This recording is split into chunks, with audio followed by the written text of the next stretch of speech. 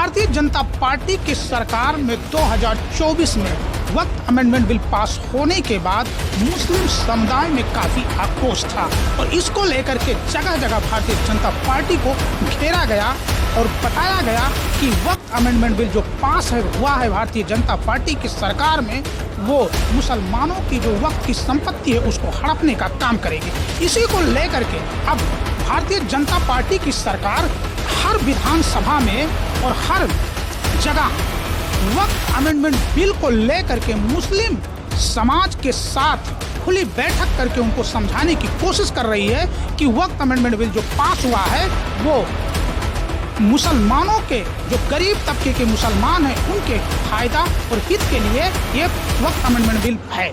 इसको लेकर के आज गैसड़ी विधानसभा में एक कार्यक्रम हुआ है और उस कार्यक्रम के जो संयोजक थे गैसड़ी विधानसभा के पूर्व विधायक शैलेश कुमार उर्फ शैलू सिंह हमारे साथ हैं। सबसे पहले तो शैलू भाई, जो वक्त अमेंडमेंट बिल 2024 में पास हुआ था उसको लेकर के मुसलमानों में काफ़ी असमंजस की स्थिति थी। अब आप लोगों ने समझा रहे हैं, इसको लेकर के क्या कहना है? देखिए, जो वक्त बिल जो पास हुआ है उसमें आज तक देश की आज़ादी से लेकर आज तक जो गरीब मुसलमान थे या जो हम पसमानदा समाज कह लें या उसमें, क्योंकि मुस्लिमों की जो आबादी है उसमें 16% आबादी केवल पसमानदा समाज की है, पिछड़े समाज की। और आज तक कोई भी ऐसा बिल नहीं हुआ, किसी भी पार्टी द्वारा कोई ऐसा काम नहीं हुआ जिसमें पसमानदा समाज को आगे किया जा सके। उसको हम लोगों ने 18 में हमने स्वयं उसकी एक शुरुआत कराई थी। माननीय प्रधानमंत्री जी को, माननीय गृह मंत्री जी, रक्षा मंत्री जी, मुख्यमंत्री जी, प्रदेश अध्यक्ष, राष्ट्रीय अध्यक्ष सबके यहाँ दे करके कि पसमानदा समाज आज तक हमेशा अछूता रहा है और जो मतलब हकदार है, इससे पिछड़ा, अगर हम पिछड़े की बात कर रहे हैं, चाहे हिंदू हो, चाहे मुसलमान हो, चाहे कोई जात हो, उसमें जो पिछड़ा और दलित, उसकी चर्चा हम हर जगह करते हैं। अभी कोई पार्टी पीडीए चला रही है, कोई पार्टी कुछ कर रही है, लेकिन आज तक हमारे सरकार बनने से पहले 14 से पहले और 17 से उत्तर प्रदेश में पहले किसी ने पीडीए में जो पिछड़ा समाज है उसको कभी कोई हक नहीं दिया।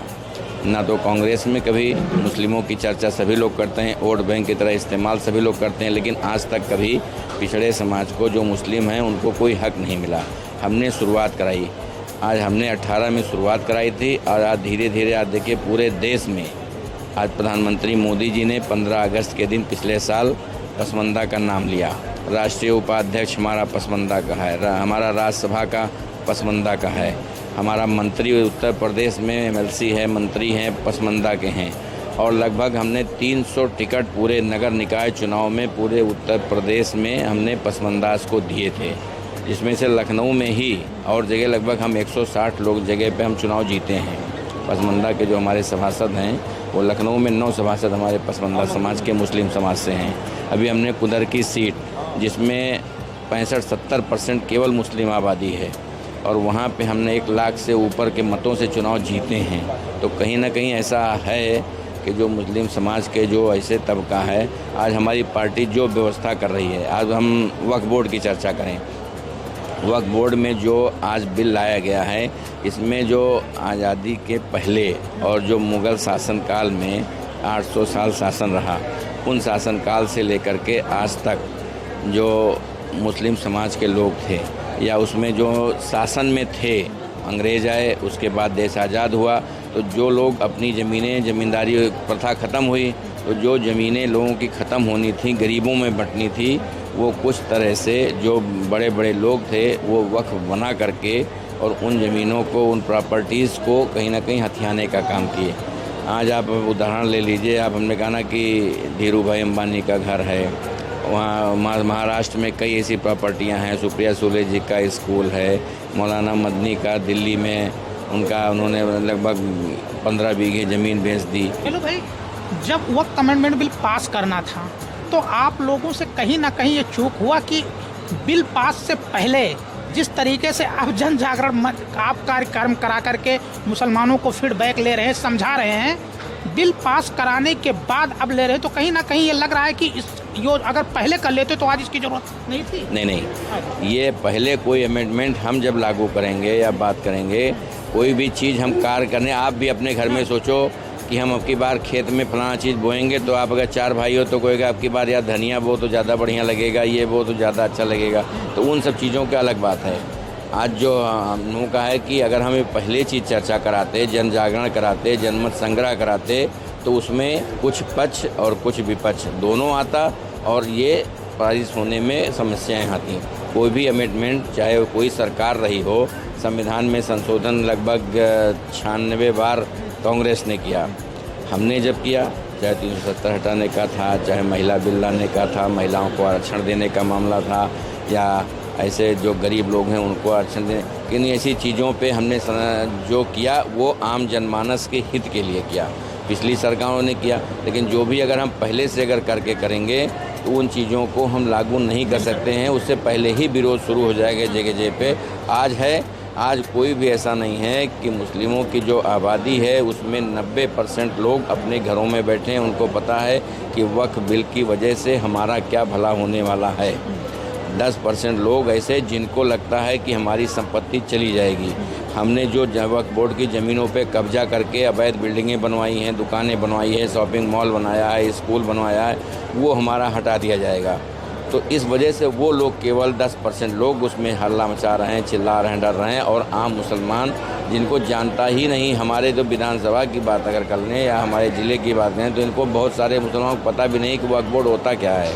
भारतीय जनता पार्टी ये कह रही है कि गरीब मुसलमानों को हम वक्फ अमेंडमेंट बिल ला करके और उसका फ़ायदा देने का काम करेंगे, लेकिन एक तरफ भारतीय जनता पार्टी की सरकार गरीब मुसलमानों को स्कॉलरशिप जो मिलता था वो बंद कर दिया, आज़ाद मौलाना फेलोशिप था वो बंद कर दिया, विदेश में जो पढ़ने वाली बच्चियों को था, मुस्लिम बच्चियों को पढ़ने था, वो 100% बंद कर दिया।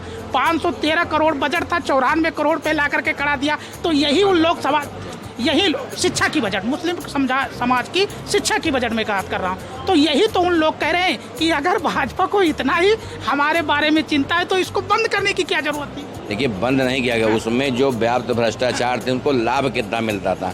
हमें याद है कि समाजवादी की सरकार थी और जवाहर भवन में अल्पसंख्यक का ऑफिस है। 4 साल 5 साल लगातार अल्पसंख्यक ऑफिस में दरवाज़ा नहीं खुलता था। आज आप जाइए, मदरसे में पढ़ाने वाले टीचर जो 3000, 5000, 7000 दीनी तालीम देते थे, पढ़ाते थे, आज उनकी तनख्वाह हमने बढ़ाई। आज गरीब मुस्लिम महिलाओं को सम्मान निधि हमने दिया। आज जो उनके किसी के भी बच्चे हैं, ये व्यक्ति नहीं है कि केवल पिछली पार्टियां जो थीं वो धर्म और जाति विशेष को फ़ायदा देती थीं। हमारा है कि सबके लिए, अगर आप पढ़ने में हैं, पढ़ाने में हैं, हम नर्सरी से बच्चा पेट में आता है तब से हम गोद ले लेते हैं, चाहे वो हिंदू की हो, चाहे मुस्लिम की हो, चाहे जिसकी हो। उसको पहले खाना पाना खिलाना कि अच्छा स्वस्थ बच्चा पैदा हो, डिलीवरी हम करवाते हैं। पैदा कराने के बाद जो आंगनबाड़ी के द्वारा उनकी देख रेख हम कराते हैं। फिर उनको प्राइमरी से लेकर के और इंटर तक की, BA तक की जितनी भी बच्चियां अगर शिक्षा लेना चाहें उनकी पूरी शिक्षा हम देते हैं। जब तक वो पढ़ना चाहें, चाहे देश पढ़ें चाहे विदेश पढ़ें, कई हमारी योजनाएं हैं, उसके नाम अलग अलग हैं, उनके माध्यम से उनको पढ़ाते हैं। जब 18 साल की बिटिया हो जाए, शादी करने योग्य, अब शादी कार्ड तय करके कार्ड हमको दे दीजिए।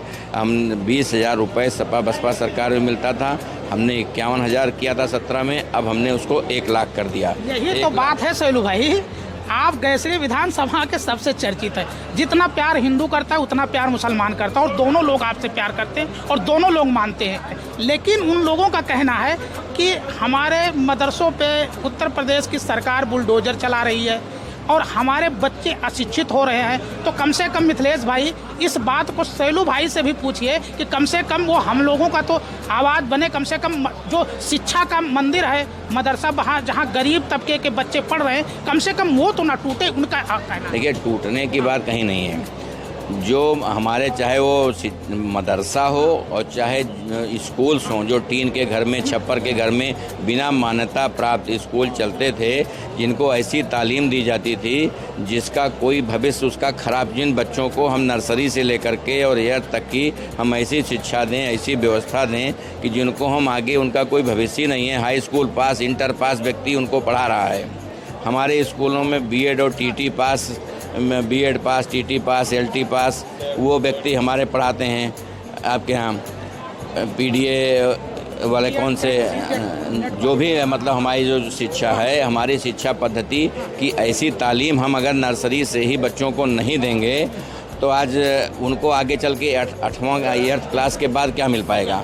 वो मसाला खाना शुरू कर देते हैं, गुटखा खाना शुरू कर देते हैं, दारू पीना शुरू कर देते हैं और सोचते हैं 100 रुपये कहाँ से मिल जाए कि शाम को हमको दारू मिल जाए। तो ऐसी शिक्षा को हम ख़त्म करना चाहते हैं। और जो मदरसे टूटने का है, कहीं भी मान्यता प्राप्त मदरसा टूटने का कोई भी आपको घटना नहीं दिखाई देगी। बॉर्डर पे, पूरे हिंदुस्तान के बॉर्डर पे, चाहे बांग्लादेश हो, चाहे पाकिस्तान हो, चाहे हिंदुस्तान हो, चाहे नेपाल हो, चाहे आपके यहाँ भूटान हो, चाहे जो भी देश हैं, बॉर्डर पे 10 किलोमीटर के अंदर ऐसे अवैध चीज़ों को सरकार ने किया है। देश की सुरक्षा पहले है, शिक्षा एक अलग चीज़ हो गई। देशभक्ति पहले देश है, उसके बाद नेतागिरी हम करें या ना करें, लेकिन इन चीज़ों से समझौता नहीं है कि पहले राष्ट्र, उसके बाद लोगों का, आम जनमानस का भला, आम जनमानस के लिए जो हम लोग काम करते हैं। नेतागिरी हमारा कोई पेशा नहीं है, हम लोग एक शौक़ के लिए करते हैं, लोगों की मदद के लिए करते हैं। ना नेतागिरी से हमको पैसा कमाना है, ना वैसा कोई काम करना है जिससे लगे। जहाँ भी हमें लगता है कि गरीबों का हक छीना जा रहा है, गरीबों का हाथ लिया जा रहा है, मुझको लूटा जा रहा है, वहाँ से लोग खड़े मिलेंगे। हमेशा हमने कहा है कि चाहे वो यहाँ की बात हो, चाहे प्रदेश की कहीं की बात हो। हमने बताया ना कि मुस्लिम समाज, तो पसमंदा की स्टार्टिंग उत्तर प्रदेश में मैंने की। भाजपा में सिया लोगों को रखा आता था, लेकिन हमने पूरे प्रधानमंत्री, गृह मंत्री, रक्षा मंत्री, मुख्यमंत्री, राष्ट्रीय अध्यक्ष, प्रदेश अध्यक्ष, बंसल जी में हर व्यक्ति को जा करके हमने दिया कि पसमंदा इतनी संख्या में है। आज तक कोई भी राजनीतिक दल 18 से पहले पसमंदा समाज का नाम नहीं लेता था।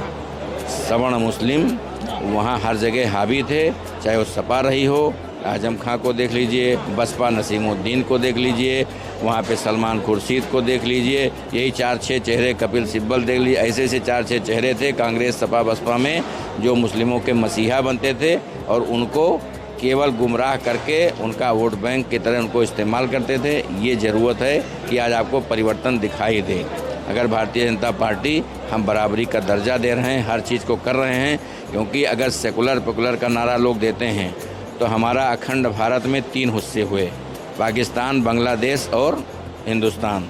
तीनों हिस्सों में कोई धर्म के आधार पर नहीं हुआ था कि 3 ये हमको अलग कर दीजिए, उनको अलग कर दीजिए। जो लोग बंटवारा हुए, आज आप वहाँ की देख लीजिए कि वो किस रिलीजन में है। वो मुस्लिम राष्ट्र हो गया, बांग्लादेश मुस्लिम राष्ट्र हो गया, क्योंकि यहाँ पे हिंदू जनमानस संख्या में अधिक है, इसलिए ये सेकुलर बना हुआ है। ये कोई कहने की बात नहीं है कि सेकुलर किसी दल के कारण नहीं बना है किसी का, इसलिए कि जो हमारा समाज है वो आम आदमी को वसुधैव कुटुंबकम का नारा लेके चलता है, विश्व कल्याण की योजना बात करता है, किसी व्यक्ति विशेष, धर्म विशेष, जात विशेष की बात नहीं करता। तो देख सकते हैं ये कैसरी विधानसभा के पूर्व विधायक शैलेश कुमार सैलू थे, जिनका साफ कहना है कि भारतीय जनता पार्टी वक्फ अमेंडमेंट बिल जो पास की है वो गरीब मुसलमानों के हित के लिए है और भारतीय जनता पार्टी किसी जात और धर्म की राजनीति नहीं करती है, सबका साथ और सबकी विकास की बात करती है। लेकिन सच तो ये है कि जिस तरीके से वक्फ अमेंडमेंट बिल पास हुआ, उसका विरोध हुआ, तो कहीं ना कहीं मुसलमानों में इसका भारी आक्रोश दिखाई देता हुआ नजर आ रहा है और उसी आक्रोश को शांत करने के लिए ऐसा जन जागरण किया जा रहा है। मिथिलेश कुमार, समाचार भारत, पचपड़वा, बलरामपुर।